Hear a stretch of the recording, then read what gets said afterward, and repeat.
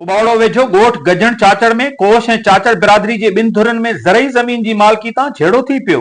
झेड़े दौरान कुहाड़ियूं ऐं गोलियूं लॻण सबबि मुबैना हिकु ॼणो सादिक चाचड़ मौके ते क़त्ल थी वियो, जॾहिं त 5 ॼणा सख़्त ज़ख़्मी थी पिया।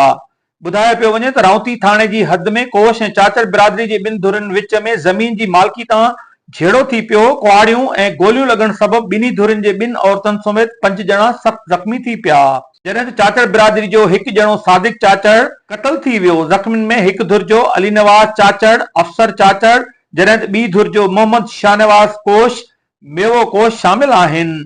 पुलिस ज़ख़्मियुनि खे लेटर ॾियण बैदि इस्पताल मुंतक़िल करे छॾियो।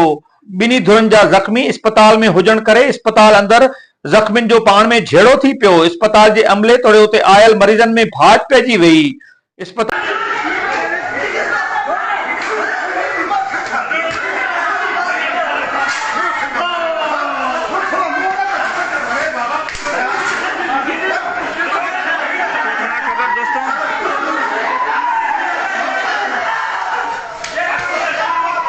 अमले पारां पुलिस खे इतला ॾिनो। इतला बाद पुलिस पहुची झेड़े ते ज़ाब्तो आणे वरितो, जॾहिं त ज़ख़्मियुनि खे तिबी इमदाद ॾियण बाद रहीमयार ख़ान जी इस्पताल मुंतक़िल कयो वियो। कैमरामैन टीम सां गॾु अशरफ बुखारी, वक्त न्यूज़, घोटकी।